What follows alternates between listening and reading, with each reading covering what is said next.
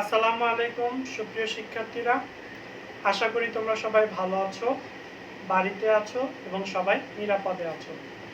COVID-19 এই সংক্রমণের সময় সংসদ টেলিভিশনে নিয়মিত তোমাদের ক্লাস চলছে। তোমরা সেই ক্লাসগুলো অবশ্যই দেখবে। পাশাপাশি মুজাফফরগঞ্জ আলী নওয়াব উচ্চ বিদ্যালয় ও কলেজের নামে একটি লাইভ পেজ খোলা হয়েছে। অত্র প্রতিষ্ঠানের সম্মানীয় অধ্যক্ষ জনাব মোহাম্মদ আব্দুল মান্নান মজুমদার স্যারের নির্দেশনায় অত্র প্রতিষ্ঠানের সকল শিক্ষক মণ্ডলী সেখানে নিজ নিজ বিষয়ের উপর ক্লাস দিচ্ছে। এরই ধারাবাহিকতায় আমি মোহাম্মদ শরীফ হোসেন, সহকারী শিক্ষক, মুজাফফরগঞ্জ আলী নওয়াব উচ্চ বিদ্যালয় কলেজ। আমি আজকে নবম দশম শ্রেণীর ইংরেজি দ্বিতীয় পত্র কমপ্লিটিং সেন্টেন্স এই গ্রামারটি তোমাদের সাথে আলোচনা করব। তো কমপ্লিটিং সেন্টেন্স হচ্ছে একটা সেন্টেন্স দেওয়া হবে, সেখানে অর্ধেক দেওয়া থাকবে, বাকি অর্ধেক সূত্র অনুসারে তোমার বসাতে হবে। তো আমাদের বইয়ে কমপ্লিটিং সেন্টেন্সের প্রায় 30-35টি সূত্র দেওয়া আছে।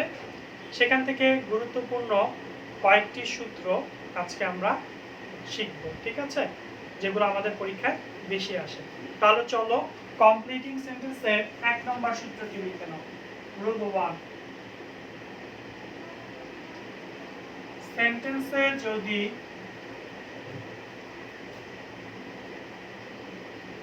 টু ডট ডট টু থাকে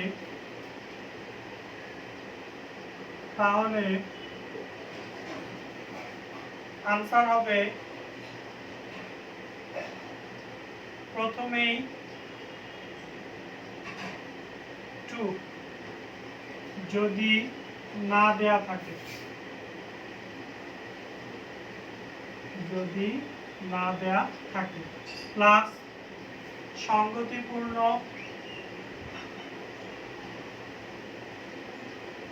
মেইন ভার্বের প্রেজেন্ট ফর্ম, মেইন ভার্বের প্রেজেন্ট ফর্ম, প্লাস যদি তোমার অবজেক্ট যদি প্রয়োজন হয়, অবজেক্ট যদি দরকার হয়।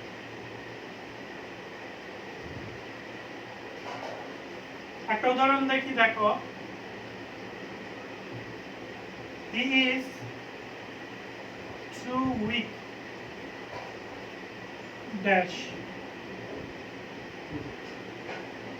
I am too ill to dash। অর্থাৎ দেখো এখানে সেন্টেন্সের যদি আমাদের টি ডাবল ও টু থাকে তাহলে অ্যান্সার হবে প্রথমেই টু। যদি না দেয়া থাকে তাহলে আমাকে অ্যান্সারের প্রথমে কি আনতে হবে? টু আনতে হবে। এরপরে আমাকে বাক্যের সাথে মিল রেখে সংগতিপূর্ণ একটা মূল ভার্বের প্রেজেন্ট ফর্ম আনতে হবে। তো টু টু দ্বারা এতই বোঝায় যে হি ইজ টু উইক, সে এতই দুর্বল। এখন দুর্বলের কারণে সে কি করতে পারছে না, আমাকে একটা কাজ আনতে হবে, ঠিক আছে। সে মনে করো দুর্বলের কারণে সে হাঁটতে পারছে না, তাহলে আমি ওয়াক লিখে দিলাম, টু ওয়াক। এখানে আমার মনের কথা সম্পূর্ণ প্রকাশ পেয়েছে, তাই আমার অবজেক্টের দরকার নেই, আমার এখানেই শেষ হয়ে যায়। অথবা এখানে দ্বিতীয়টা দেখো, আই এম টু ইল, আমি এতটাই অসুস্থ, যেহেতু টু দেওয়া আছে তাই তোমাকে আর টু আনতে হবে না, তুমি একটা মূল ভার্ব আনবা।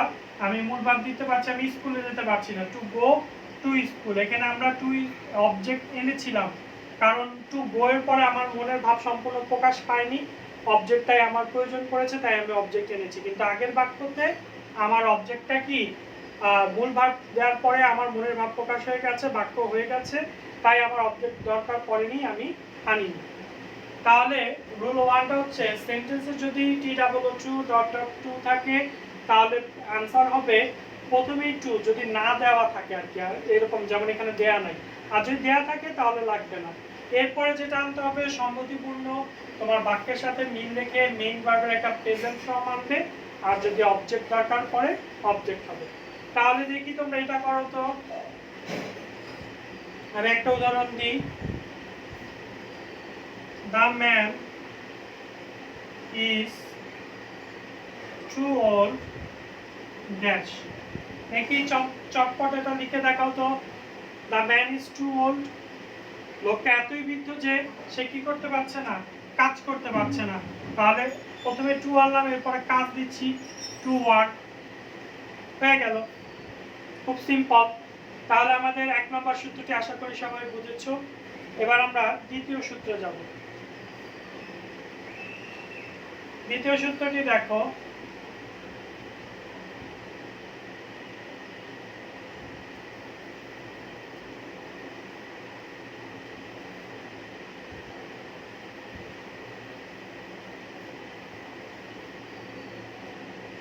দ্বিতীয় সূত্রটি হচ্ছে সেন্টেন্সে যদি সো ডট ডট দ্যাট থাকে তাহলে অ্যান্সার হবে প্রথমেই দ্যাট, যদি না দেওয়া থাকে, যদি না দেওয়া থাকে।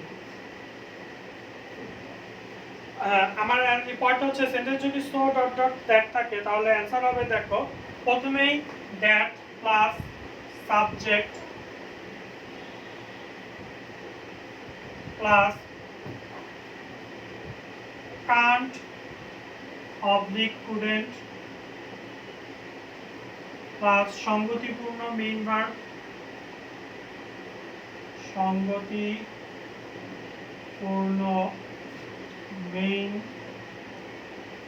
ভার্বের প্রেজেন্ট ফর্ম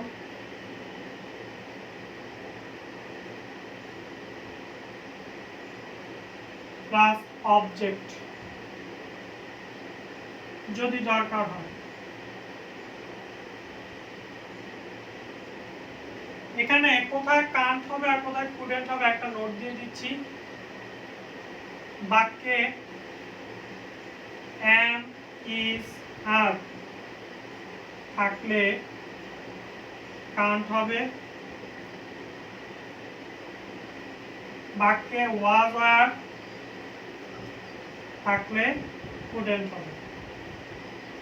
তাহলে আমরা একটা উদাহরণ দেখি চলো, যেমন he is so, he is so unlucky dash। আমার এখানে একটা দিলাম he is so unlucky dash। আরেকটা উদাহরণ দেই,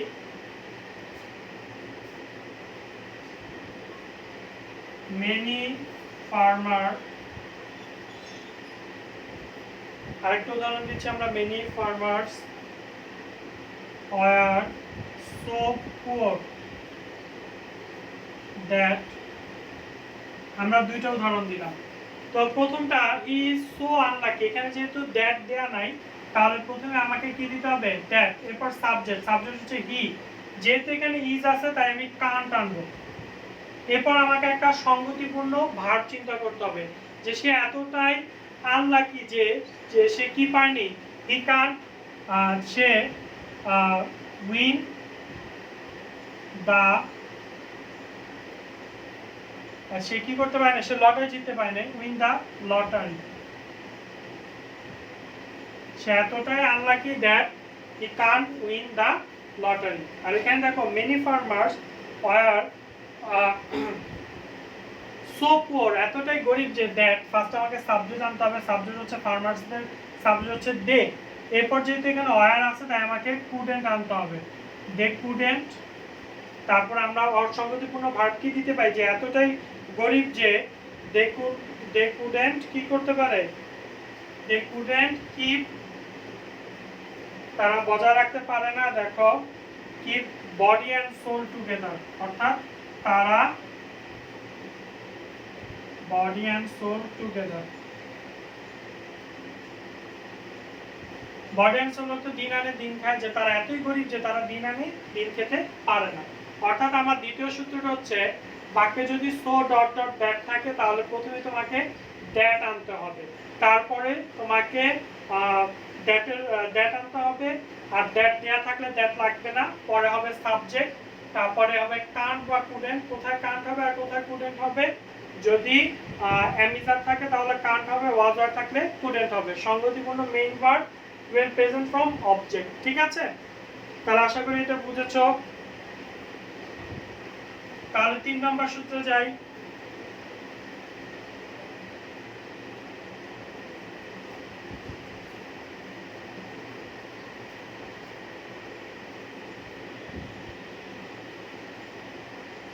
তিন নম্বর সূত্রটি দেখো, সেন্টেন্সে যদি so that oblique in order that একসাথে থাকে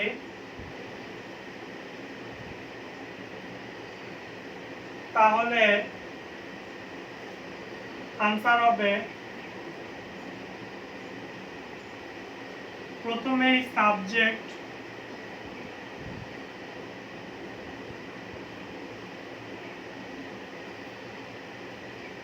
plus may oblique can plus সংগতিপূর্ণ মেইন ভার্বের প্রেজেন্ট ফর্ম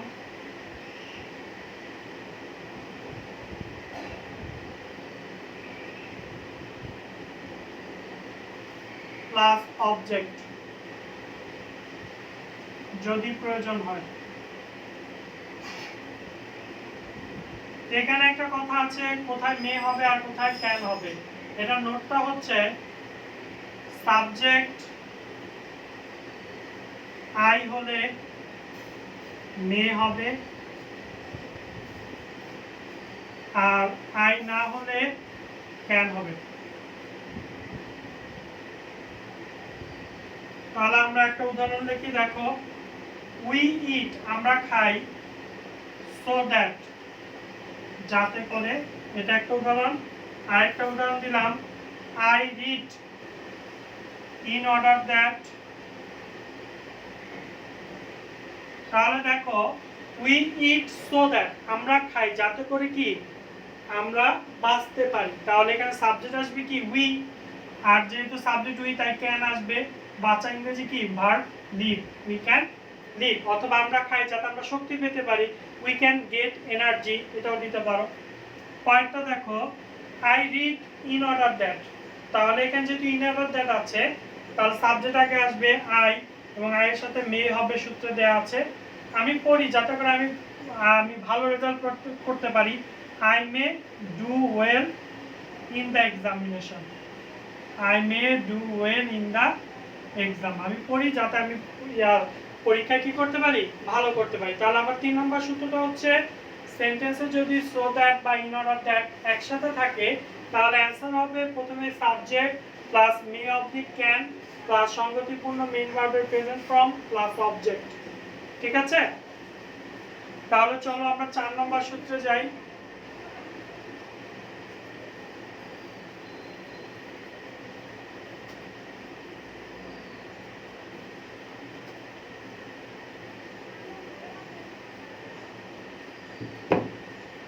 চার নম্বর সূত্র হচ্ছে সেন্টেন্সে যদি লেস্ট থাকে তাহলে অ্যান্সার হবে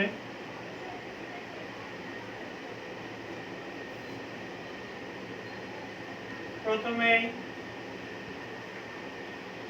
subject plus should plus main ভার্বের সংগতিপূর্ণ মেইন ভার্বের প্রেজেন্ট ফর্ম সংগতিপূর্ণ মেইন ভার্ব এর প্রেজেন্ট ফর্ম প্লাস অবজেক্ট যদি দরকার হয়।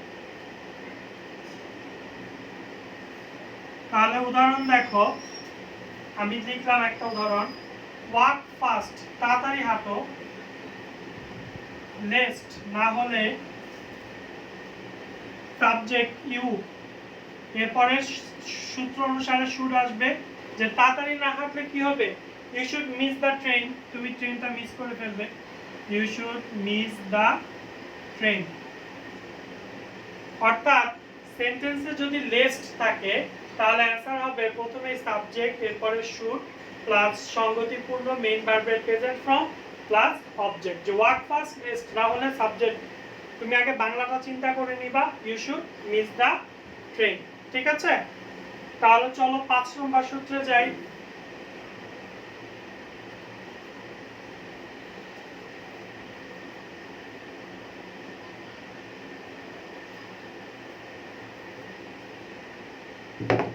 পাঁচ নম্বর সূত্র হচ্ছে সেন্টেন্সে যদি অ্যাজ ইফ বা অ্যাজ দো থাকে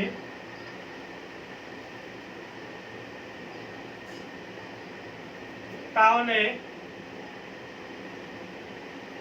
এর প্রথম অংশ প্রেজেন্ট ইনডিফিনিট টেন্স হলে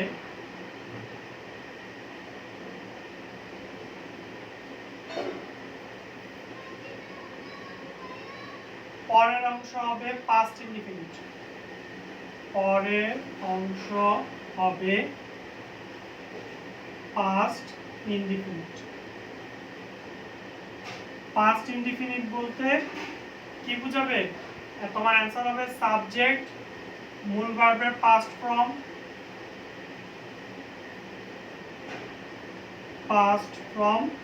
আর হচ্ছে তোমার অবজেক্ট। আমরা উদাহরণ দেখি, দেখো হি স্পিক্স অ্যাজ ইফ, তারপরে আই অ্যাক্ট অ্যাজ দো। তাহলে এখানে দেখো সেন্টেন্সে যদি অ্যাজ ইফ অ্যাজ দো এটার অর্থ হচ্ছে যেন থাকে, তাহলে প্রথম অংশ যদি প্রেজেন্ট ইনডিফিনিট হয় পরের অংশ হবে পাস্ট ইনডিফিনিট। এখানে দেখছো ভার্বের সাথে অ্যাজ বা ইয়েস শুধু প্রেজেন্ট ইনডিফিনিট হয়, আর এই মূল ভার্বের প্রেজেন্ট ফর্ম আছে, অর্থাৎ দোনটাই হচ্ছে প্রেজেন্ট ইনডিফিনিট। তাহলে এখন আমার অ্যান্সারটা হবে পাস্ট ইনডিফিনিট। হি স্পিক, সে এমন ভাবে বলছে অ্যাজ ইফ যেন সে সব জানে। তাহলে সে ইংরেজি সাবজেক্ট হি, জানার পাস্ট হচ্ছে নিউ, সবকিছু ইংরেজি হচ্ছে এভরিথিং। হি নিউ এভরিথিং, সে এমন ভাবে বলছে যেন সে সব জানে। আই অ্যাক্ট, আমি অভিনয় করছি, অ্যাজ দো যেন আমি একজন পাগল। আই ওয়ার, পাস দিতে হবে, আই ওয়ার এ ম্যাড, আমি একজন পাগল। অর্থাৎ সেন্টেন্সের যদি অ্যাজ ইফ বা অ্যাজ দো থাকে, এটা প্রথম অংশ যদি প্রেজেন্ট ইনডিফিনিট টেন্স থাকে তাহলে পরের অংশ হবে পাস্ট ইনডিফিনিট। ঠিক আছে, তাহলে তোমরা আজকের ক্লাসে 5টা সূত্রে আগে রপ্ত করো। 5টা সূত্র যদি তোমরা না বুঝো তাহলে আমার মোবাইল নাম্বার দেওয়া আছে, সেখানে কমেন্ট করে মোবাইল নাম্বার ফোন করে আমাকে জানাবে, অথবা ফেসবুকেও কমেন্ট করতে পারো, আমি তোমাকে সেটা বুঝিয়ে দেব। পরবর্তীতে কমপ্লিটিং সেন্টেন্সের আরও সূত্র নিয়ে আসব। সেই পর্যন্ত আজকে এখানেই তোমাদের থেকে বিদায় নিয়েছি। সবাই ভালো থেকো, সুস্থ থেকো, আল্লাহ হাফেজ।